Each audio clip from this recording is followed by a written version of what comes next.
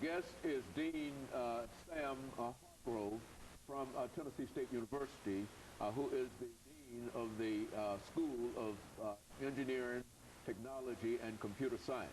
And of course, Dr. Hargrove, let me have you to pick up some of the things that we were talking about earlier, and to talk about the program that you have dealing with minorities in science, mathematics, technology, and engineering. Right. Let's talk about that. Sure. Well, in order for the country finally recognized that in order to move the country forward economically, the primary factor is going to be technology, and how do we commercialize technology. But to do that, we also have a good educational system that's based on that as well. And so what is happening now, there is a push, and it's very favorable right now. This push called the STEM Education Initiative: science, technology, engineering, and mathematics. And so this was primarily kicked off, even though there's surely an economic need, but kicked off by actually the President Obama. He initiated a campaign about a little more than a year ago called Educate to Innovate. Okay. And that is his push, his campaign, along with the fiscal resources, to promote quality education in the science, technology, engineering, and mathematics area. He, along with others, recognized that across the globe, that when you compare our educational system amongst others, we rank somewhere between 12 and 17. Yeah. And so to deal with that,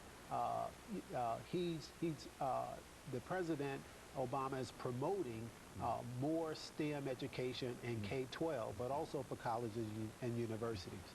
Now, the good thing is, here in the state of Tennessee, we've also adopted that campaign as well. And a lot of credit goes to the governor and his push and support also for that campaign. The governor initiated what is called the STEM Innovation Network. That is an alliance of a number of professionals, as well as congressmen, businessmen, and educators, to promote STEM education throughout the state. One of the challenges is that only about 23% of the college student population major in a STEM area. But unfortunately, only about 40% of them actually graduate. So we're losing 60% of the students that choose a STEM discipline as a major, and they either choose something else or drop out of college or what have you. That's a great loss. Say something about that, because you're talking about a technical area, and to lose that many, and I guess that might be the whole issue. Well, that is the issue. In terms of the pipeline that has a lot of holes in it, that's a big challenge. And recognizing that there's a tremendous need of a STEM-educated workforce to commercialize technology, to develop technology, and the technology actually adds to the quality of life that you and I live. And that's why the United States is now, the leading economic power that it is now. However, China is growing fast. It is now #2 in terms of world economic power. And some suggest that within the next 20 years, it could possibly be the world's #1 economic power. And so, when the STEM Innovation Network, that is a Tennessee response to address K-12 and the need for more students to be more prepared, as well as to do better in K-12 and hopefully pursue a science, technology, or engineering or mathematics degree when they graduate. And then the last thing is, as you well know, the state of Tennessee was successful in its application for the Race to the Top award. Well, a large portion of that is to support the STEM education effort for the state of Tennessee. And that's very positive. And the state of Tennessee recognizes that there's a tremendous need for its workforce to be highly educated, to produce graduates in that field, to be entrepreneurs, to work for major corporations that are here in this wonderful state.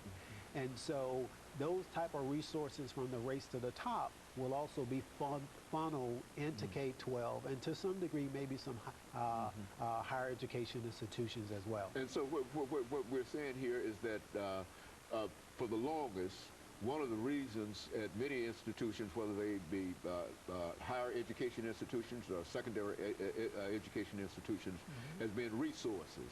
And now you're saying that a lot of the resources that are needed are being put into these areas now. Is that what we're saying? Yeah, I think so. You know, the U.S. for a long time recognized that it's been a leader of technical supremacy, but now we're being challenged by the other countries, and I think that's good. You know, the book "The World is Flat" and several of the publications that a lot of other countries are developing in terms of their own quality of life. That's a good thing, but at the same time, the U.S.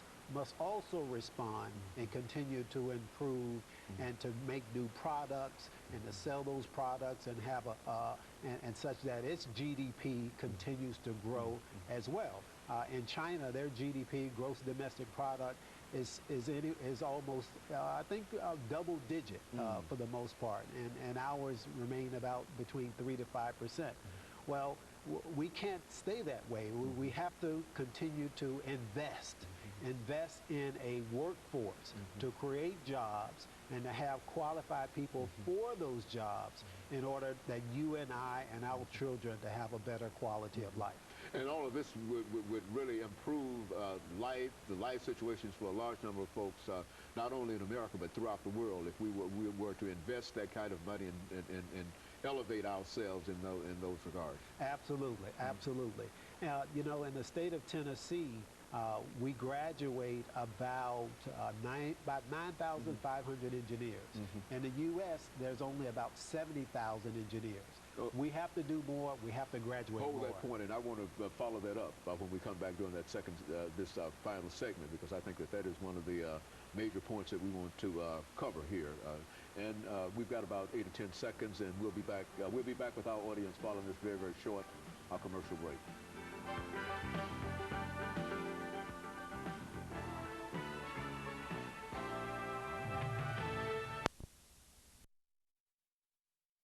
We're talking to the Dean of